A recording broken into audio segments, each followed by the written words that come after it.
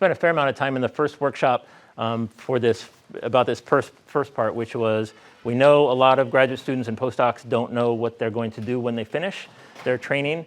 And we talked about a structured stepwise process for how to figure out what your post-training career goals are going to be. And then the second part of this workshop is, once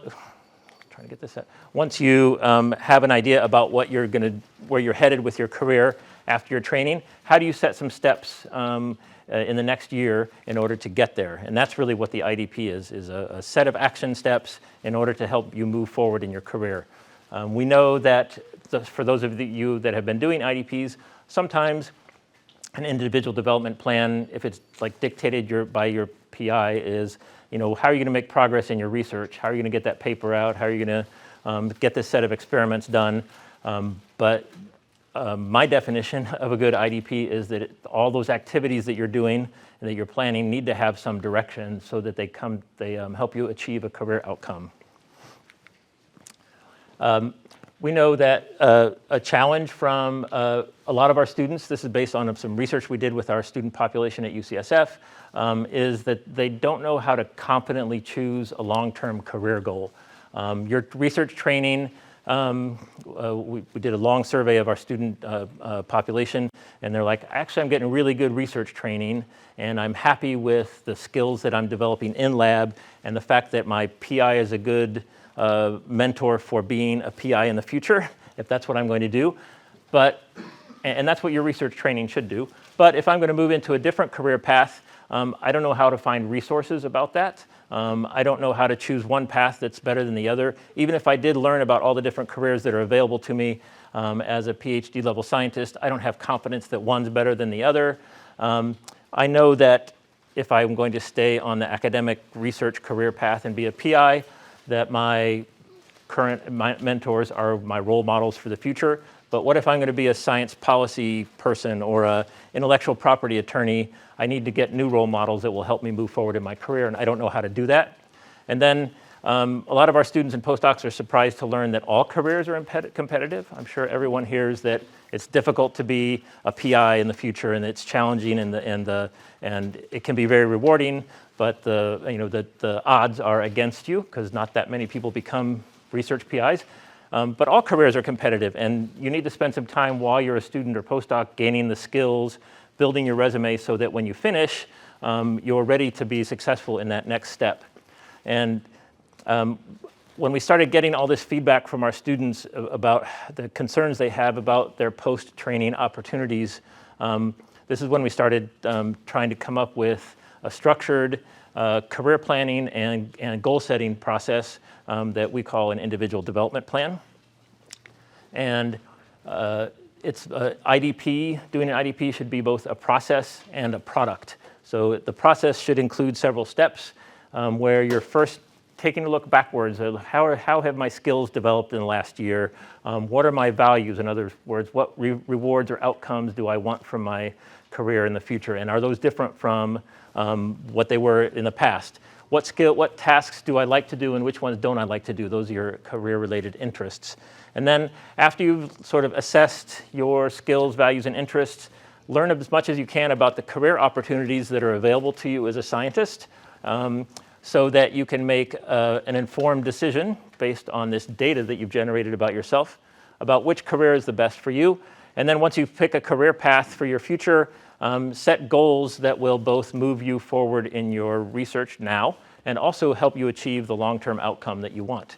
And then you need to engage mentors and others to help you implement that plan and do the whole process over again. So an IDP, the process should answer two questions in the end, which is one is where am I headed with my career long-term? And the other is how am I going to get there? What am I going to do in the next year so that I move forward towards that eventual goal? And I think this is very different from some of the IDP processes that we've seen students and postdocs go through, which is more, like I said, a bunch of tasks that you're going to do in the next year to get your research done. That's useful, but that's more like a performance planning process and less focused on career development. And I think an IDP should be both.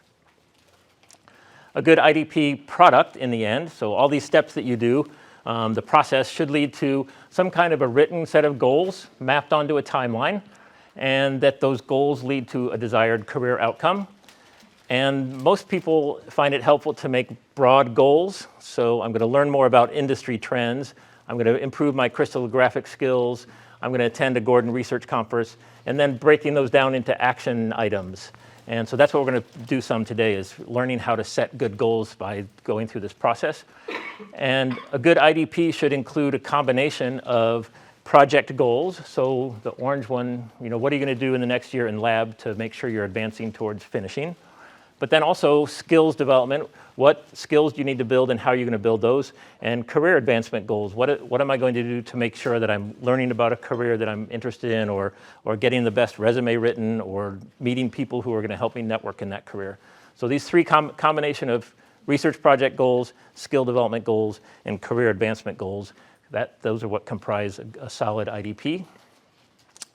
And we spent, I'm still reviewing what we did last time. We talked about all that stuff, and then we also discussed, spent a lot of time on this first process, the first part of this process, which is answering that question, where am I going? And we talked about how career satisfaction is a function of three major components.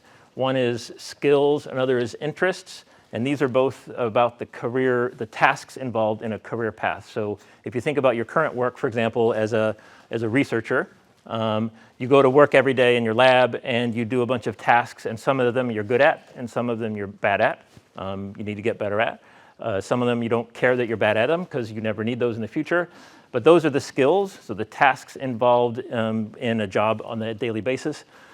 Interests are also about all those tasks, but that's not about how good you are. It's about whether you like them or not. And so the idea is, in the future, if you can find a career path that's full of tasks you're good at and full of tasks that you like to do and not too full of tasks that you don't like to do, and that all those things that you do every day at work produce the values you want, and these are the rewards or outcomes that you want from your work. We call them career-related values. If all those tasks produce the rewards or outcomes that you most want, you're going to be happy with your career. And yet, almost every student and postdoc that I talk to has never sat down and actually made lists of these things. And so when you start thinking about what's in my future, it's a very fuzzy process because you don't have any data to base a decision on. And so we spent some time going through skills, values, and interests lists and ranking those in our last workshop. You can find the same list that we did at the myIDP tool, which I'll refer to later in this workshop if you want to go backwards and do those. And we talked about how once you define these skills, values, and interests for yourself and recognize that those are just data generated about you and what you want in your future career, then you can take a finite set of career options, which are also presented in the myIDP tool. There's 20 different career categories that scientists typically go into, and 58 different jobs that scientists often find. So take this list of career options and start learning about each of those options as much as you can, so that you can say, well, here's a career path that I read something about. It says, there's tons of travel in the future if I'm going to pursue this career path. One of my values is to not travel, and therefore I'm going to eliminate that career path. But at least I'm doing it based on some knowledge that I have about that career instead of some fuzzy idea. So this process of exploring careers and narrowing down the career options through a structured process of elimination based on what you know about yourself, this iterative process eventually develops into competence about a future career path. So the sort of narrowing down the options until you find the one that fits you the best. And so then we talked about how to do that in the last workshop. And the career exploration process is just learning about these different careers.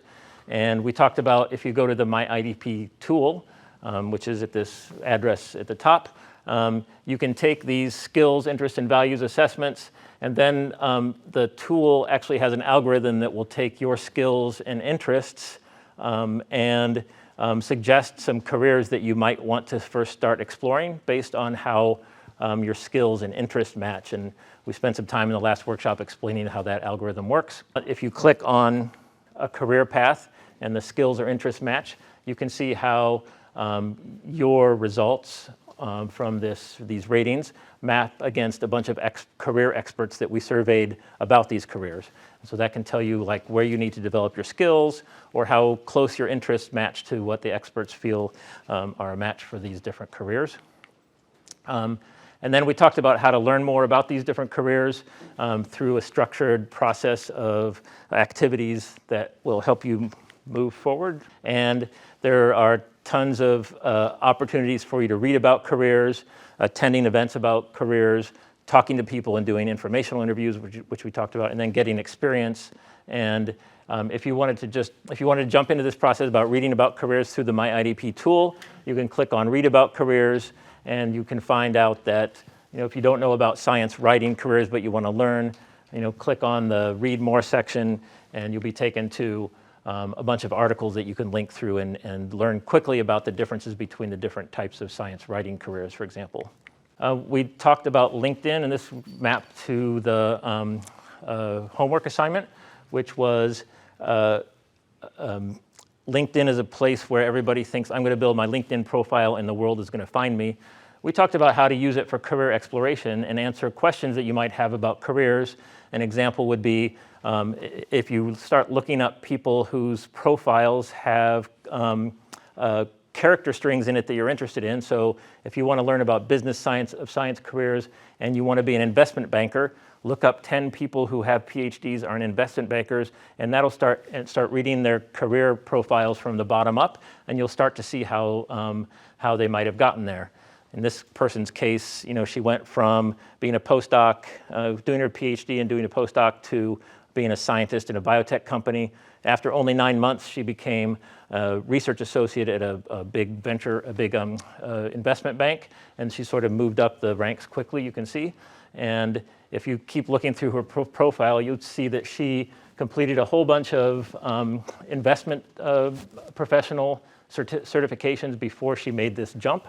And this would be a really interesting thing to do. If you're in whatever career path you're interested in, look up people who have those words in their title and read 10 people's profiles. So that was one of the homework assignments. And then once you start learning about people's career paths, starting to move into talking to people and doing informational interviews, which we shared a fair amount of information about in the last workshop. And I think that's about how far we got. The homework assignment was to invest some time in career exploration reading. So go do the LinkedIn or the myIDP readings based on the careers that you're interested in.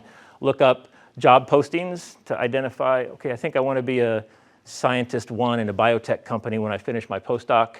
Let me look up 20 people who are scientist 1s and look for themes about how those people got there and how many years of postdoc experience did they do before they got that scientist job, or did they have to do a postdoc at all? And those are the kinds of things you can find through LinkedIn. And the assignment was specifically to find 10 people and make note of their titles and organizations, people who you want to be like in your future, and then look for themes about their transitional training. What did they do between their training and where they're at now? What types of titles or employers were themed between their PhD and their current work? So what did they have to do in order to get where they are now? What organizations they're following, and what skills are you missing that all those people had? All this information you could dig up in an hour or two of homework, and I think it'd be really useful at helping you figure out how to get from where you are now to where you are going to be in the future. The people who did that homework assignment, there were a few of you. Did you find people that you were interested in? Yeah? What were you interested in? Not to put you on the spot. What career path? Well, mostly research jobs. Research? In industry? In industry and also in national labs. Ah, and you found people like that? Yeah. And what themes did you identify? So if I want to be an industry researcher after my training, did you find that you have to do a postdoc? Yeah. Pretty much. That was a theme. Yeah. How many individuals did you look up? 10. Okay. And did all of them do postdocs? Most of them did postdocs. Yeah. Some of them did not do postdocs. Yeah. So this is a question that probably one of the most common questions that comes up in our office when students come in. I want to be an industry scientist. do I have to do a postdoc? I'm like, I could tell you what I think and what I've seen lots of people do after they leave UCSF, but answer that question by yourself. Go read 10 job descriptions or look at 10 people's profiles and on LinkedIn, and you can start answering that question by yourself. Project management. Oh. Common theme was being able to work with other people, because you have to be a team player, and also they all had a certificate in project management. PMP. So how did you identify that they need to be good at working with people? I first looked their profile, and most of them also work in many different groups, diverse groups, and then I also tried to contact them and ask them for an informational interview, and they really stressed on those things. Oh wow! So you really did the homework. All right, good job. And what is project management? Were you able to define that by talking to these people? Or what is a career in project management, I guess? Well, I asked them about their day-to-day work, and they said most of the time it's setting deadlines for each project, making sure everyone is accountable for their part, and also being able to motivate people to do their work and finish it on time. Because you would have people that would say, I can't get this done in 8 weeks, I'll extend it to 12 weeks instead. And you have to really be able to negotiate That could impact the entire rest of everybody else's part of the project. So what we were going to do is have people, I didn't know who was coming to the workshop necessarily, so we're going to have you group up and talk about your experiences doing this. But I think even from the two examples that were just provided, I hope those were convincing that to have you go do this for a couple hours. And one of the things we didn't talk about last time is you can easily make yourself anonymous on LinkedIn if you don't want people to see you were stalking them. But on LinkedIn also, it's kind of there for people to get looked at, right? And so I think you can just go to your account section and make yourself so other people can't see you were looking at them. But unless you're returning to that person's profile every week for the next year, it's probably not creepy. So I wouldn't bother doing that. But some people ask that question. If I'm going to do lots of LinkedIn profiling of people, do I need to make myself anonymous? And I think not, because that's part of the purpose of LinkedIn is to get found. Our students and postdocs always, when we had this homework assignment for a career development class, and they're usually this is the most useful thing of the whole class, is learning to use LinkedIn to do career exploration. So we won't do that part. So I think we'll jump into the goal setting part of the workshop, which was, we talked a lot last time about these first two steps, and the last part is, okay, if I have an idea of where I'm headed with my career, and some of you may not, that's okay. That's why you should go back and do this. If I have an idea where I'm headed with my career, what am I going to do in the next year to get there in terms of moving my research forward or making progress in my graduate program? What skills am I going to develop, and what career advancement projects do I need to sort of accomplish? And one of the first things we found at UCSF when we started doing IDPs was people often need some help in learning how to set good goals that are going to be achievable. And what we usually use this device to teach people. How many people seen SMART goals before? Some of you, not everybody. So this is not something I made up. You can find this anywhere online. But there's actually some research done that says if you write a goal that's specific, measurable, action-oriented, realistic, and time-bound, you are more likely to achieve that goal than if you just say, I'm going to do this thing in the future. And so when we think about what that means, is the goal focused and unambiguous? So you write a goal and then start asking yourself these questions. If it's not, then it's not. Then you need to make it more specific. Did you actually build into the goal some way of identifying whether it's been achieved or not? And if not, you need to go back and do that. Is there an action required on your part? And that might get back to specificity, but if you're like, I'm going to publish a paper next year, that's so broad that it needs to be more specific, but it's also not a very, the action isn't really clear. There are lots of steps that are going to be built into that. Is it realistic considering the difficulty and the deadline that you've assigned to that goal? And then actually, does it have a deadline? So these are the questions that you should be asking after you write a goal. And And then a lot of times our students ask, so I'm writing all these goals, but I actually don't trust myself to do them. Are there ways that I can, take action to make sure that I'll actually get those goals done? And one thing that seems to be helpful is to have people start thinking about broad goals versus actions. So the questions of what is it I want to accomplish versus what am I actually going to do to reach those goals? And the example IDP that I showed before, has project goals, skill development goals, and career advancement goals. So this person, she was going to collect some data, write and submit a paper, and attend a conference in the next year. She's going to improve her skills in crystallographic area, and she's going to learn more about industry career trends because she wants to move into industry when she's finished. Then you can see how she bulleted the actual action goal, the action steps in order to reach those. And those were all, and that's what comprises a SMART goal set.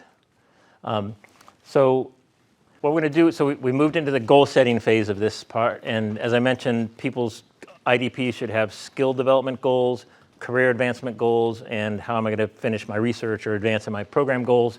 I'm going to start on this skill piece, and I think I'll give you some examples about how you might write good goals about skill development using this SMART profile. So we're going to look at skills goals. This is a person who wrote the broad goal of becoming a more educated, engaging classroom teacher. This is one of our students, actually. This is how she wrote her goals. She was doing teaching a lab course at a local liberal arts college, and she noticed that 5 minutes into the lecture part of the lab course she was teaching, people were checking their phones, talking to each other, falling asleep. And she's like, I think my lecture skills need to be a little bit more engaging. So already this is a better goal than I want to be a better teacher. It's a little bit more specific and narrow. She wants to be a more engaging classroom lecturer. And so here's the goals that she wrote. I'm going to be a more engaging teacher. And the actions using the SMART device, I'm going to invite the teaching center coach to watch me in class, and I'm going to schedule her on a lecture day for me to come in and watch me. I'm going to do that in mid-May. I'm going to discuss my current strategies for engaging students and get more ideas by talking with the teaching center staff after the coach after she visits my class. And I'm going to also reach out to 2 faculty members who I think are engaging lecturers and ask what they do. And then once I get these strategies, I'm going to put them into practice during my last 2 weeks of the course I'm teaching. And then after that's over, I'm going to schedule 2 guest lectures to practice them and see to stay in practice. And I'm going to do all these by these dates. Some require a start date, some are just require a completion date. So if you look at the specific, measurable, action-oriented, realistic, and time-bound, how do you think about this goal? Can you see how she's more likely to get better at it than if she just said, I'm going to become a more engaging teacher next year? It's broken down. What do you think it's missing? Measurable? Yeah. How could she measure whether she's a better teacher or not? Like student feedback? Ask for student feedback, like before, after kind of stuff.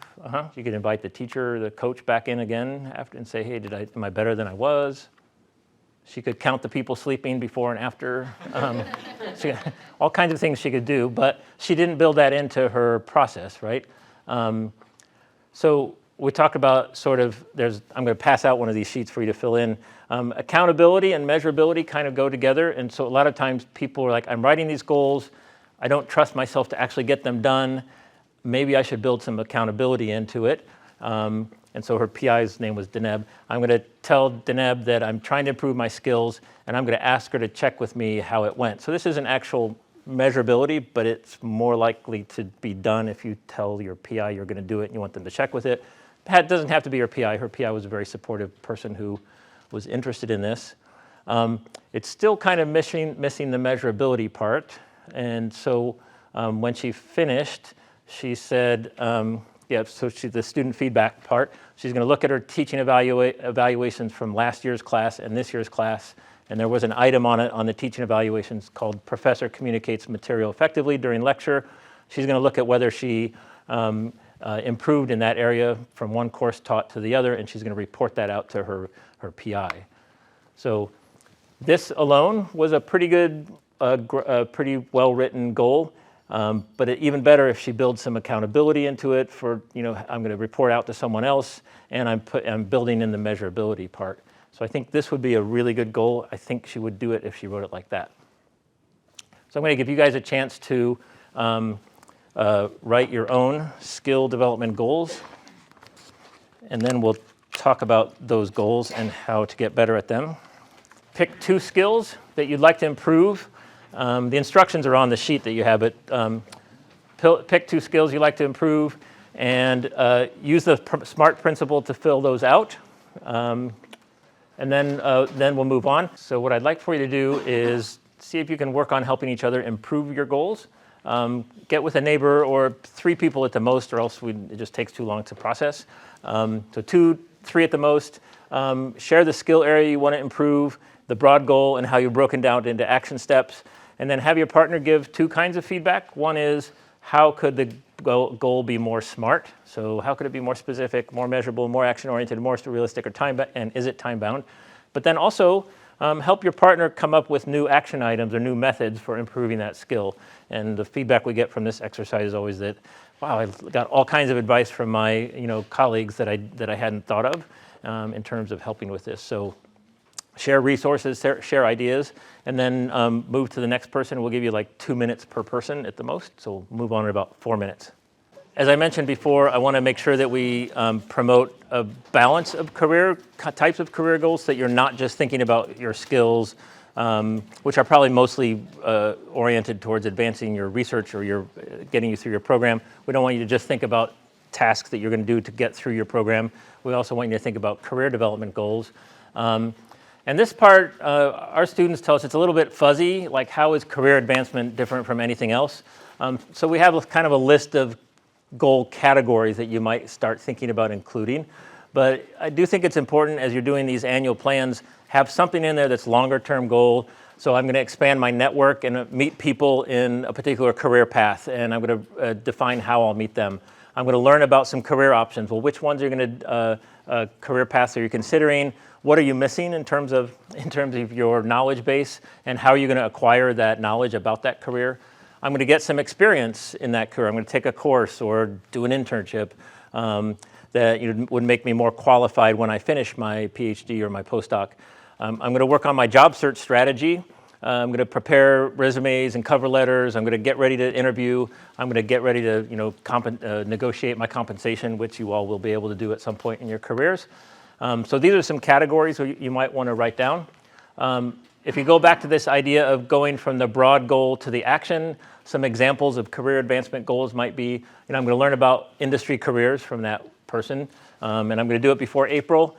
That's kind of a SMART goal, but you can see how she might get it done more if she broke it into these actions. I'm going to read about research careers in January. I'm going to attend a couple of industry career panels during January, February. I'm going to go out and do some informational interviews with scientists who are already in industry. And then for accountability, I'm going to set up lunch with a couple of other people I know who are interested in industry careers, and they're out there trying to learn also, and we're going to share with each other so that we both build our knowledge and stay accountable to get it done. You can see how this is likely to provide a lot better outcomes than this goal. If it was only written in that broad way. For someone who wants to do teaching and research in a small liberal arts college, I'm going to read the Council on Undergraduate Research's book on teaching careers in industry or in research in liberal arts colleges. I'm going to talk to 2 faculty members who are actually doing that and find out how they got there. And I actually really want to learn, do I have to write grants if I'm in a liberal arts environment, and are those required for tenure? I don't know how to answer that question without talking to these people, so that's something that I'm going to find out. So you can see how this level of goal writing is going to be better. A third one might be, I'm going to get a postdoc position and I'm interested in renewable energy and I want to work at a national lab or a government lab. And so here's those specific tasks I'm going to do to move on to getting a job, including writing a solid CV, getting my cover letter together, finding some labs that I'm interested in doing work in and reaching out to those people, practice my interview skills, so if I get an interview, I'll be better at it. And I'm going to do this through, making an appointment with the career services folks or Harinder and help them have me work through that. So take a few minutes and write a goal or 2 that will help you move forward. I've included some of those prompts. And after you're done writing, we'll take the next step. So I'll give you a few minutes to write these goals. We're going to talk about project goals after that, and then talk about how you can talk with your PIs, your mentors, more effectively about this whole process. Right, so this is a career advancement goal. The categories are kind of there. It's something that's focused on finishing, like after you finish, how are you going to move on to your job? Even if you're a first-year postdoc or a first-year graduate student, still important to start at least thinking about those things. Whereas the first one was specifically on skill development. How am I going to get better at something? I wanted to go on to this last piece, which is project goals. So what do you need to do to graduate or advance in your program or finish the research required for your postdoc?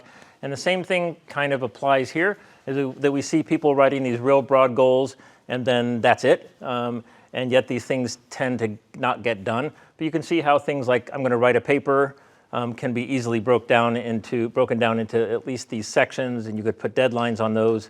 You could set accountability by saying, instead of next year, I hope to be meeting with my PI about the paper that I wrote. You could say, I'm going to meet, monthly or every other month and hopefully get a different section done each time and get some feedback. And if my PI is expecting me to meet with them, then that builds in that accountability. For example, you don't always have to use your PI as the person that you're being accountable to. We've had people do this in peer groups by, I'm going to make a commitment to my peers to have this section done next week, and then we meet and they've made other commitments and we're going to keep each other accountable. That can be really useful. This seems useful to think about in terms of actual research tasks. Instead of thinking about like action items, because that might be too specific and you can't necessarily plan months in advance because everything builds on each other when you're actually thinking about your experiments. But if you're thinking about things like, my broad goal is to solve the crystal structure of a protein, particular protein. That might be too broad, and yet you're not sure exactly what the steps are. And one of the big problems we hear from our students are things like, it took me 7 or 8 years to finish, and in hindsight, I could have cut a year off of that if I had, given up on a particular project earlier. Or I could cut it 6 months out if I had recognized that I need to try a different tack. And so maybe you can build some sort of milestones into your broad goals for research by saying, okay, if I can't do this by a certain date, then I'm going to get feedback and see how I could improve it. If I don't make progress by the second date, I'm going to try a completely different approach. And if I don't get progress on solving that crystal structure by a third date, then I'm going to go to my advisor and talk about dropping the whole project because it seems like, or discuss dropping that part of the project because it seems like it's just not going to be productive for me. And so sometimes thinking like that in terms of milestones can be a lot more helpful in keeping you on track than losing a whole year because you didn't know how to give up on something. Does that make sense? I'm not a scientist, but I've talked to thousands of scientists. It seems like one of the challenges that people face in this process is just being so close. It's like, or when something's an iterative process, if I try one more try at this thing, it's going to work. But if you built in some accountability, maybe that person can give you some wisdom at each of these points about whether to keep going. I agree that's a big challenge. But at least having some plan around it probably prevents you from having year-long regret. So this is probably the hardest part for people, even though you do this in one way or another. I'll pass out this third sheet. You do this one way or another throughout your work by planning out your experiments. Thinking about it longer term can sometimes be really useful. I'll give you a couple minutes to fill out this last one, and then we'll talk about how these all fit into an IDP and how to talk to your PIs about your IDPs most effectively. And then we'll be done. Again, I know some of you are still writing. That's kind of the idea, is that we wanted to give you a flavor for writing skills, a chance to get a flavor for what it's like to write skills goals, research project goals, as well as career advancement goals. And then basically with a few of these goals, you've started writing an IDP. So congratulations. I would say in another 15, 20 minutes, half hour, you could have a really solid IDP written if you go back and finish writing more of these goals. figure out the broad goal areas and then creating some of these action items. You can do all of this in the myIDP tool. If you go to myidp.sciencecareers.org, I think most of the feedback we get is I can spend 2 hours a year updating these, and I'll be able to improve my productivity, increase my confidence that where I'm headed in the right direction, feel like I can achieve what I'm trying to achieve, which seems to be a big challenge for people if they're in long training programs, and that this process really pays off. One of the things I did want to mention is that the myIDP model is something that is one way to go through individual development planning, but there's also other ways to do it. We've read a lot of literature about these, and sometimes people say it's best to just have a conversational model where you and your PI, you and your advisor or mentor sit down and answer these 4 questions together. Like, what did you say you were going to do last year? What did you actually do? What are you going to do in lab next year? Where are you headed when you finish, and how can I help you get there? How can we work together to get you there? The student writes out the responses and then has a conversation with the PI. We'll talk about those conversations in a moment. I'll pass out the slides. There's a really great article, I think, in Molecular Cell from a lab at Harvard, Angela DePace's lab, where she has dual IDP approach, where it's sort of the same questions, like what did you do last year, what are you going to do in the future, where are you headed, and how can we help you get there? But then there's a feedback process for both the student and the PI. So the PI fills this out on the student fills this out on the PI, and they have a conversation about how they're going to progress together. That can be a really interesting model. So there's a whole article about how it works. And I think they do these in like lab retreat formats, so that everybody goes away and has these conversations with Angela all in one weekend or something. And then there's more very structured stepwise models like ChemIDP or myIDP, or it sounds like some of the departments here have their own models. And so again, I want to just give you some options that I don't think myIDP is the one that you have to use. A lot of people find it very, very structured and useful. Some people find it too structured. And then I just wanted to sort of wrap up with a discussion about how to talk about your career and your career plans with your advisors. And there's some interesting data out there from a paper in 2014 where they looked at, I think it was 500 pairs or 250 pairs, I'm not sure, of postdoc PI pairs, and they asked them about their experience doing IDPs together. And when they looked at people who reported, pairs that reported they hadn't had an IDP discussion between the PI and the postdoc, the PIs tended to say, I didn't talk to my postdoc because they didn't ask me. And the postdoc said, I didn't talk to my PI because I thought they weren't open to it. Or I thought they were actively not open to it. And so there's this discontinuity between what your PI invites you to do and what you feel empowered to do in terms of having a career planning talk. I think it's on the PIs to not just say, hey, my door's open, but to actually set these appointments and encourage these conversations. But if they don't, it's on you to find someone who will help you. And I think that's the hard part about this process, is if your PI is not helping you through this, it doesn't mean you shouldn't be doing it. You should still be planning your career and finding mentors to help you through that process. The one comment I will make is that this can be done too soon. Like, I think people need to establish themselves in their group and get a reputation for doing good work. And so I would say maybe this is the time when you work on your IDP on your own and find someone besides your PI to talk about it with. Or just for this year, do an IDP on your own and don't share it. So I do think it's super important to get help from mentors, but sometimes that mentor isn't the person who's your boss. In fact, I think that's the next slide, is that PIs have this really difficult job where you want them to help you move forward in your career and be very open to everything that you want to do and be supportive and pushing you forward. But they also have different goals, right? They're a boss that has to produce papers and grants in order to get their career moving forward. And they have a whole team of people working for them. They're also a teacher and educator who's sort of advising you through your process. And so it's a very difficult set of roles that actually are in conflict often. And that seems like something that is helpful for our students to start considering as future PIs themselves sometimes, is how am I going to navigate these roles? And when I go to my PI as a student and say, or a postdoc and say, I have these goals, maybe the timing is better, maybe your timing about having these conversations is better sometimes than others based on what the stressors are of the lab. And so I have some scenarios we'll kind of go through shortly that might help you with that, but sometimes it's better not to have the conversation, I think.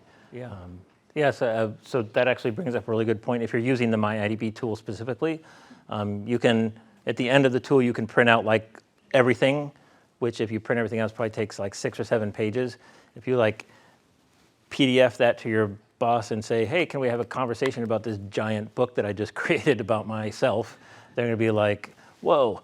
But if you create a short list, like our sample here, of things that I want to do, and if it's not the right time, maybe you leave this part out, the career advancement part, then that makes it a lot more a useful conversation.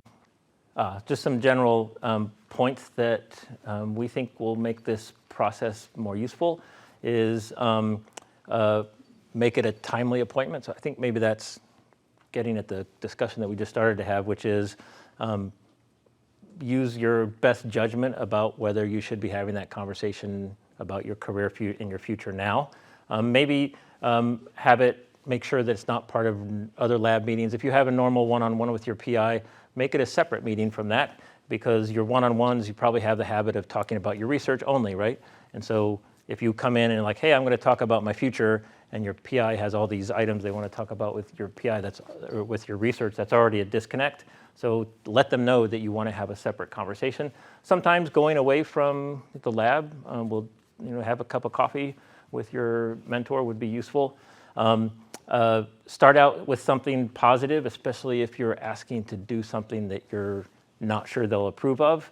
Like I want to go teach a class next semester because I need some teaching experience in order to be a liberal arts professor.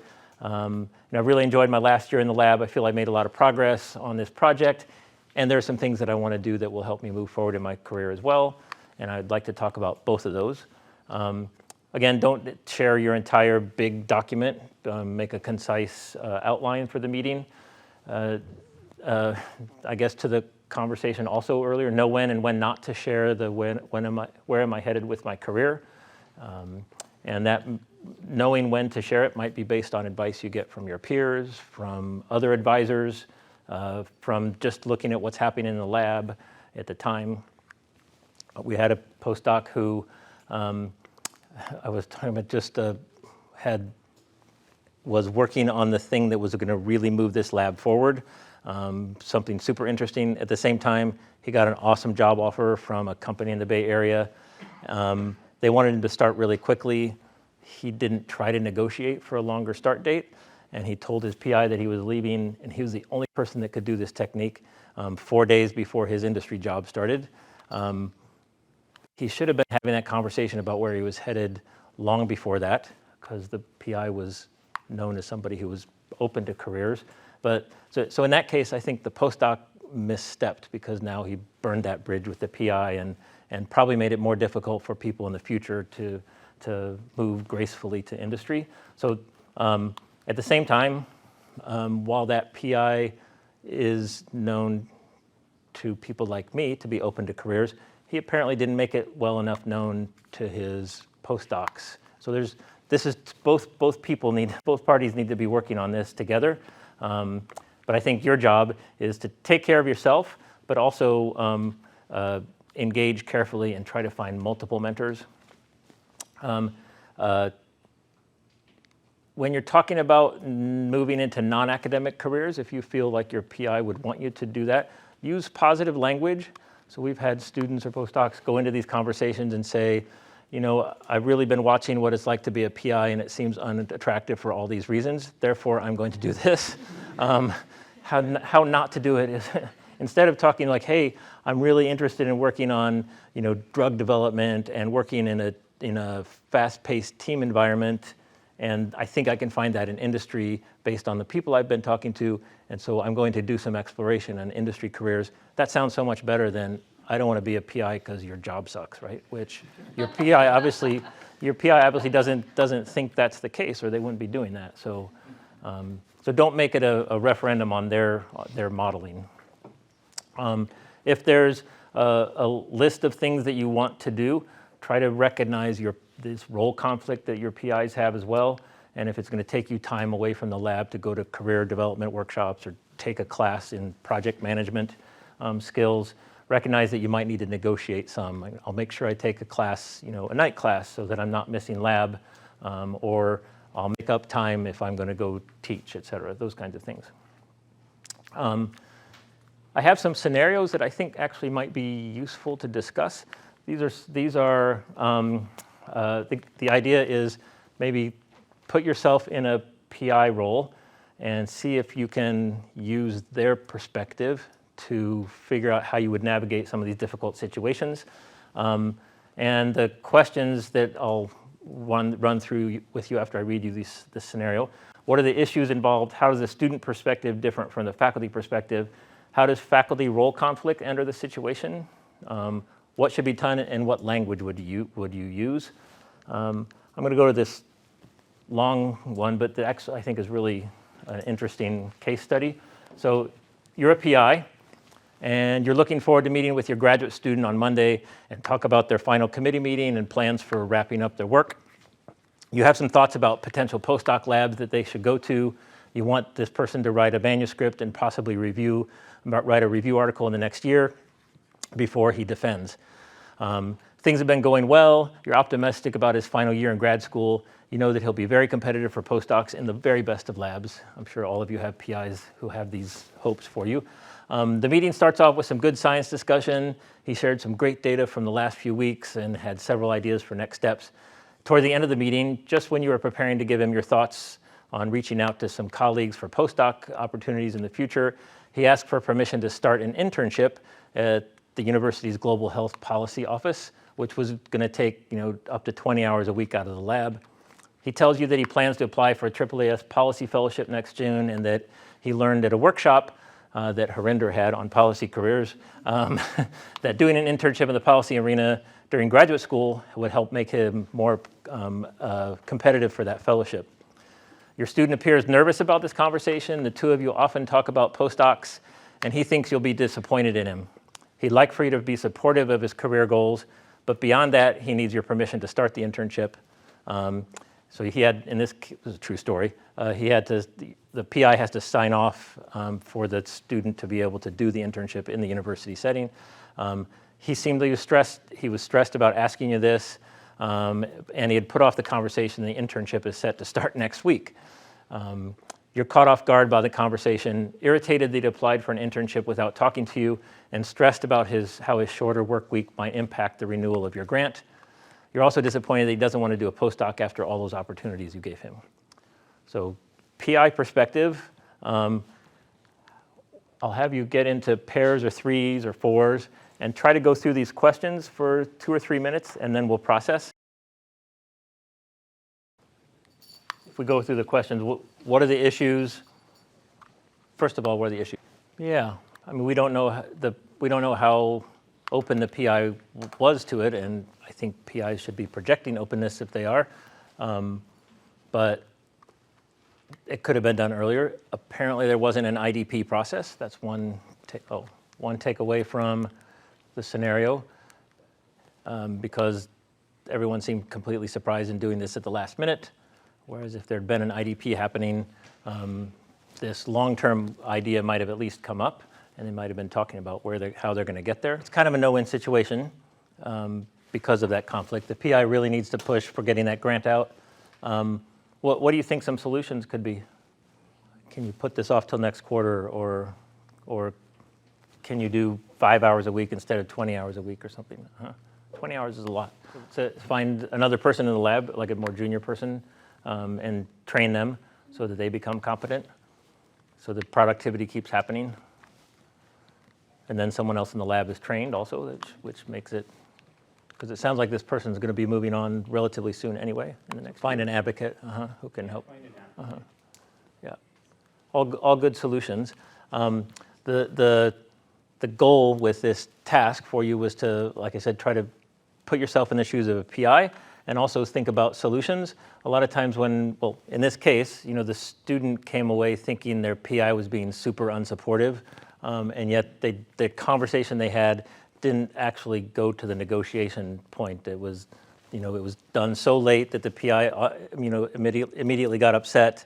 He was actually upset about the timing, not about the career path. The student came away thinking my PI is not supportive of the career that I want to do, and they just had this big disconnect about the whole thing. So my goal was to have you think a little bit about the idea of negotiating these things as well as planning ahead and thinking about yourself in terms of the PI's challenges as well. Oh, yeah, so in this true story, what did happen, the student actually did the internship a whole quarter later because the PI was just like, I need you in this lab, you're the only person that can do this thing, and we got to get this grant out. The answer is no. So they came to a good place after some intervention from another PI, actually.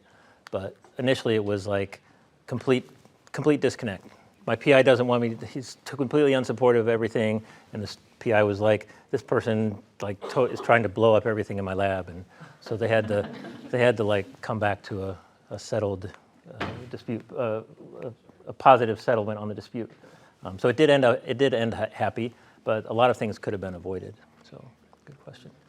So just as a wrap up, I was going to mention that the IDP process is something that should be done, I think, on your own in terms of writing it out, but then finding the mentors to do this and doing it in a timely fashion can be really make it, not just a useful set of things to write every year, but a way to really advance your career quickly. So I hope you all do that. Thanks for your participation. Good luck finishing your IDPs, and let us know if you have any feedback on this. Yeah. So thank you.